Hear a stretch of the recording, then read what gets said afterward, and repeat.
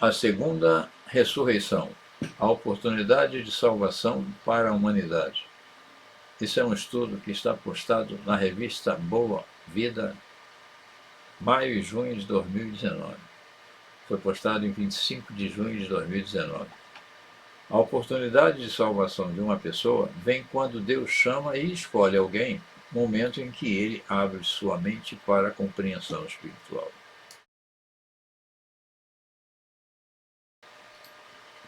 O assunto desta lição é uma verdade fundamental da Bíblia, mas o fato triste é que a maioria das pessoas não ouviu falar dela, o que afeta grandemente uma concepção da natureza e do caráter de Deus. Qual é essa grande verdade? É o fato de que todos que já viveram desde a criação de Adão e Eva um dia vão acabar entendendo a Bíblia e terão a oportunidade de se arrepender, de mudar e de aceitar o dom da vida eterna de Deus.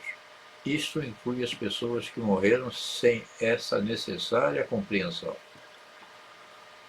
Com o conhecimento dessa verdade, pode transformar nossa visão de Deus e seu plano para a humanidade. Um ministro conta esta história. Cresci frequentando uma igreja protestante. Então, como um jovem adulto, eu presumia já ter ouvido todos os assuntos bíblicos importantes, ou pelo menos os mais mencionados. Eu entendia sobre a vida, morte e ressurreição de Jesus Cristo e o dom da graça de Deus. Eu conhecia os 10 mandamentos e as bem-aventuranças. Eu tinha ouvido falar da segunda vinda de Cristo, da grande tribulação, do dia do Senhor e da ressurreição. Mas, aos 21 anos, aprendi que algumas coisas que havia aprendido sobre a Bíblia não eram verdadeiras. E mais ainda, para minha surpresa, ouvi falar da segunda ressurreição. No começo achei que não poderia ser verdade, pois eu teria ouvido falar sobre isso. Mas logo vi a prova clara nas Escrituras. E então entendi que não era apenas lógico um plano que incluía a segunda ressurreição, mas que qualquer plano concebível sem isso seria extremamente ilógico. Quando penso em todos os membros da minha família e amigos que morreram, sem realmente entender a Bíblia, meu maior conforto vem da compreensão da veracidade da segunda ressurreição. Por décadas eu tenho trabalhado no ministério ensinando regularmente a Bíblia, mas o único tema bíblico que continua sendo muito emocionante para mim é o assunto da segunda ressurreição.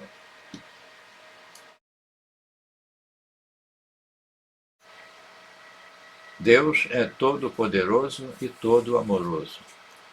A Bíblia diz que Deus é amor. Nisto conhecemos o amor, que Cristo, o Filho de Deus que se tornou homem, deu a sua vida por nós. Deus também é Deus Todo-Poderoso. Para o Criador do Universo, nada há que seja demasiado difícil, pois para Deus tudo é possível. Essas escrituras são claras, mas considere que há um aparente dilema. A maioria das pessoas morrem sem nunca aprender sobre o verdadeiro Deus e o caminho para a vida eterna. Se Deus ama a todos e está tentando salvar a todos, agora, parece-lhe faltar-lhe poder, pois certamente nem todos estão sendo alcançados pelo Evangelho. Sua revelação para o homem não é mesmo. Se Deus tem o poder de fazer qualquer coisa que quiser, por que ele permite que algumas pessoas morram sem receber o entendimento que pode salvar suas vidas?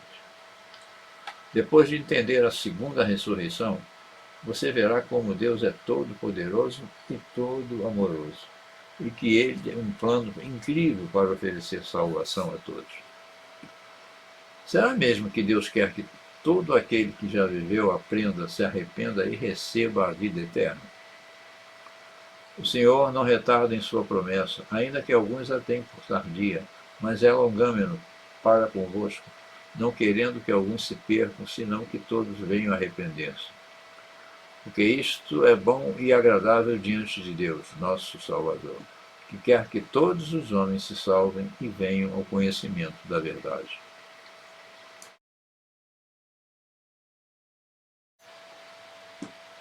Deus deseja fervorosamente que todas as pessoas venham ao conhecimento da verdade, se arrependam e sejam salvas. E o desejo dele é realista. Ele tem um plano para alcançar isso.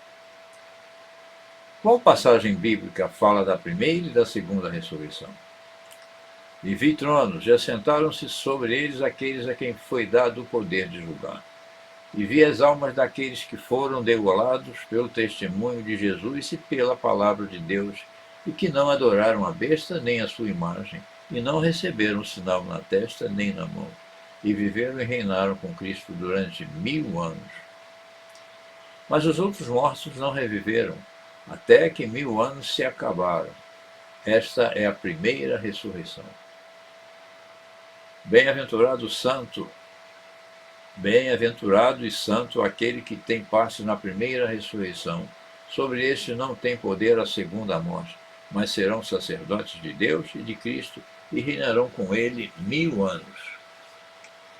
A primeira ressurreição é mencionada especificamente nos versículos 5 e 6.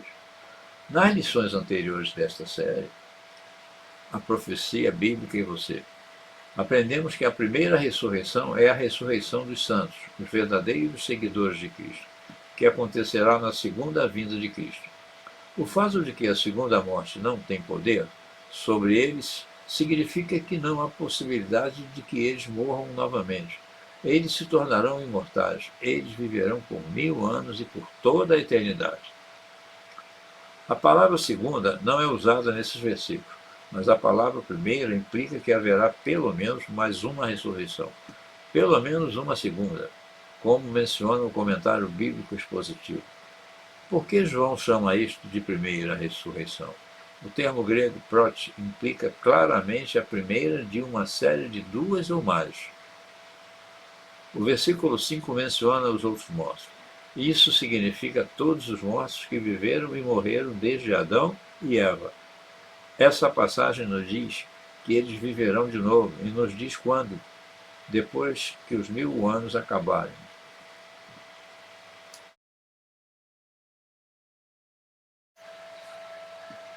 Os outros mortos serão ressuscitados à vida física para que possam aprender a verdade de Deus e ter a oportunidade de viver por ela, como será explicado mais tarde.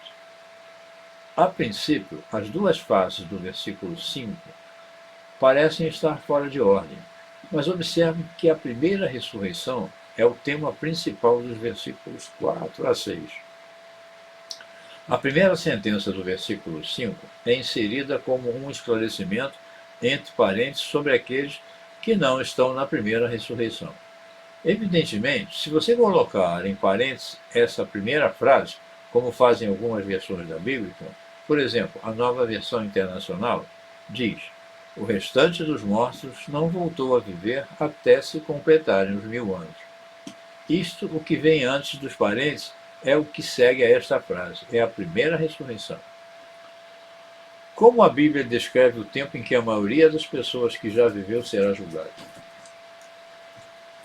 Eu vi um grande trono branco e o que estava sentado sobre ele, de cuja presença fugiu a terra e o céu, e não se achou lugar para eles.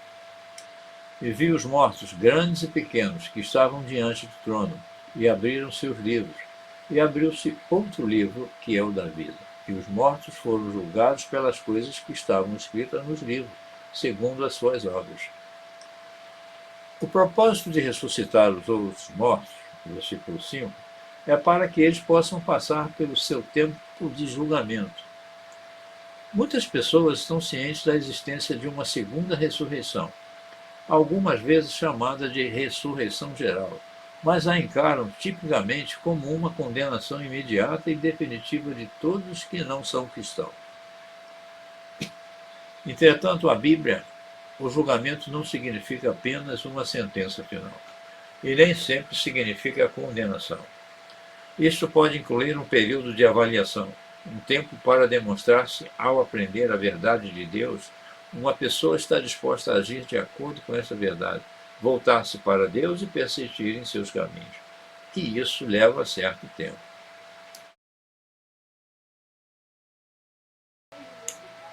Observe o que Pedro disse. porque já é tempo que começa o julgamento pela casa de Deus, a igreja. Os membros da igreja de Deus estão sendo avaliados, julgados agora nesta vida. E na segunda ressurreição, as pessoas que ainda não tiveram essa chance vão ter sua oportunidade. Um tempo para receber o conhecimento espiritual e em seguida serem julgadas durante um período de tempo, segundo a maneira como aplicam e obedecem a esse conhecimento. Por causa do texto do versículo 11, o tempo de julgamento para aqueles que serão ressuscitados na segunda ressurreição, às vezes é referido como o julgamento do grande trono branco. Como Deus julgará aqueles que ressuscitem na segunda ressurreição? Releia Apocalipse 20, de 11 e 12, citada na resposta à pergunta anterior. Deus julgará as pessoas na segunda ressurreição pelos mesmos termos que julgou as pessoas em qualquer outra época. Aqueles que serão ressuscitados na segunda ressurreição vão ser julgados pelas obras que estavam escritas nos livros, os livros da Bíblia, que então serão abertos, segundo as suas obras. Se essas pessoas dessa época futura crerem, se arrependerem, obedecerem e receberem o perdão e a graça de Deus, seus nomes serão escritos no livro da vida, o que significa que Deus lhes dará o dom da vida eterna. A segunda ressurreição seria uma segunda chance de ser salvo. Mas Deus, não tendo em conta os tempos da ignorância, anuncia agora a todos os homens, em todo lugar, que se arrependam, porquanto tem determinado um dia em que com justiça há de julgar o mundo, por meio do varão que destinou. E disso deu certeza a todos, ressuscitando dos mortos. E disse-lhe Jesus: Eu vim a este mundo para juízo, a fim de que os que não veem vejam, e os que veem sejam cegos.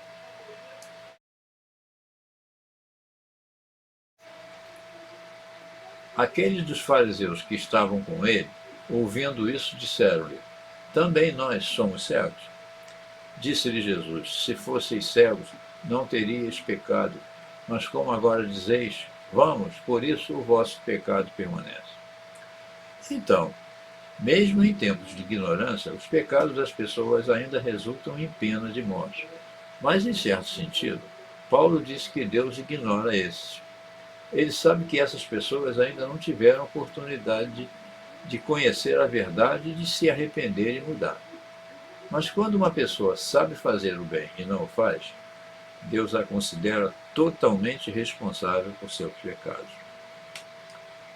Algumas profecias de cura da cegueira são duais. Elas incluem não apenas a cura da cegueira física, mas também a cura da cegueira espiritual. Portanto, a oportunidade de salvação de uma pessoa chega quando Deus a chama e a escolhe, ocasião em que ele abre sua mente para a compreensão espiritual. Parece que a maioria das pessoas, incluindo as que fizeram parte das principais igrejas cristãs, não recebeu verdadeiramente o chamado de Deus e, portanto, não entendem o suficiente para que sejam totalmente responsabilizados. Assim, o segundo período da ressurreição será a sua primeira oportunidade de salvação. Portanto, essa não é uma segunda chance. Agora, outra maneira de ver a oportunidade de salvação é compreendendo que Deus nos dá muitas oportunidades, perdoando-nos todos os nossos pecados toda vez que nos arrependemos, embora tudo isso seja parte de uma única oportunidade. Evidentemente, não devemos negligenciar ou abusar da misericórdia de Deus. Uma pessoa que continua pecando tem cada vez mais dificuldade de se arrepender sincera e profundamente. E se chegar a ponto de não conseguir se arrepender mais, ela não terá outra oportunidade de salvação.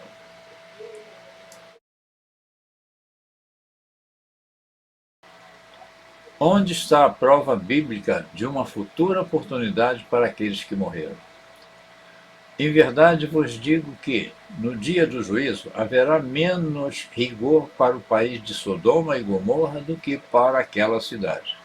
Então começou ele a lançar em rosto às cidades onde se operou a maior parte dos seus prodígios, ou não se haverem arrependido, dizendo: ai de ti, Corazim, ai de ti, Betsaida, porque se em Tiro e em Sidom fossem feitos os prodígios que em vós se fizeram, há muitos se teriam arrependido com pano de saco grosseiro e com cinza. Por isso, eu vos digo que haverá menos rigor para Tiro e Sodom no dia do juízo do que para vós. E tu, Cafarnaum, que te ergues até os céus, serás abatida até aos infernos, porque se em Sodoma tivessem sido feitos os prodígios que em ti se operaram, teria ela permanecido até hoje. Porém, eu vos digo que haverá menos rigor para os de Sodoma no dia do juízo do que para ti. Os ninivitas ressurgiram no juízo com esta geração e as condenarão porque se arrependeram com a pregação de Jonas. E eis que está aqui quem é mais do que Jonas. A rainha do sul se levantará no dia do juízo com esta geração e a condenará, porque veio dos confins da terra para ouvir a sabedoria de Salomão. E eis que está aqui quem é mais do que Salomão. Jesus falou de um futuro dia de julgamento para a humanidade. Seu ponto principal era que as antigas cidades de Sodoma, Gomorra, Nínive e Tiro, cidades pagãs que Deus destruiu, não eram mais culpadas que as pessoas que ouviram e viram seus milagres, e mesmo assim o rejeitaram. Então haverá mais tolerância para as pessoas dessas cidades porque elas não teriam rejeitado as obras poderosas e a pregação do próprio Jesus. Mas ponderem algumas lições secundárias do que disse Jesus. Aqueles que morreram precisarão ser ressuscitados para que possam ser julgados no dia do juízo. O dia do juízo não é sinônimo de um tempo de condenação imediata para todos, visto que isso absolutamente não seria demonstrar menos rigor para essas pessoas.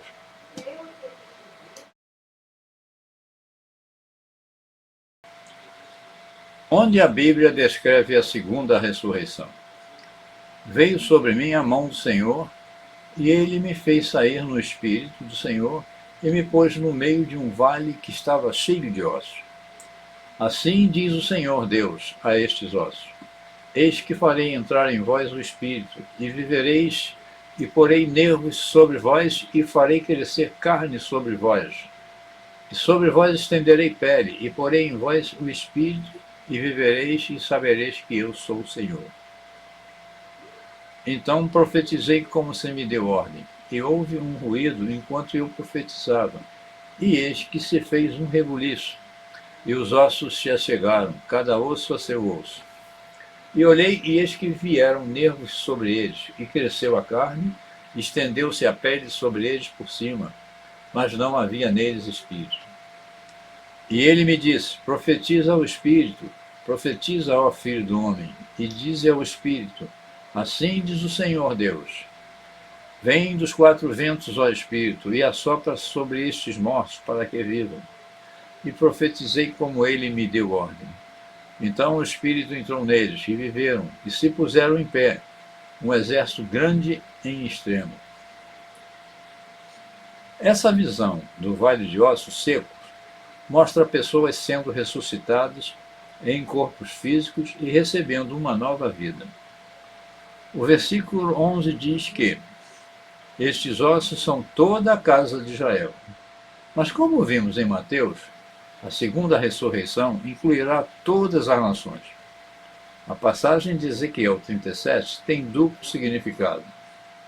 Em parte descreve a restauração da nação de Israel pelas mãos de Deus e a reunificação do reino dividido em uma única nação.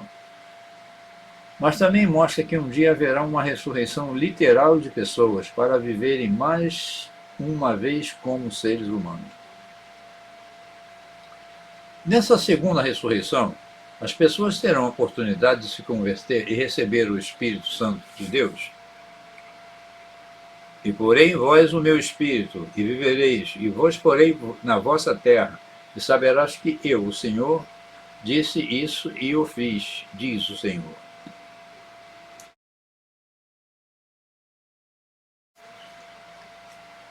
O Espírito Santo é dado somente àqueles que se arrependem, são batizados e obedecem a Deus.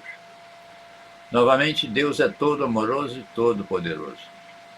Depois de completar esta lição, esperamos que você possa ver claramente como Deus é todo amoroso e todo poderoso.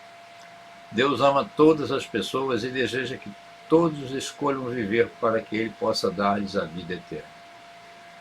E Ele tem poder ilimitado para garantir que todas as pessoas que já viveram aprendam a verdade e tenham a oportunidade de receber a vida eterna.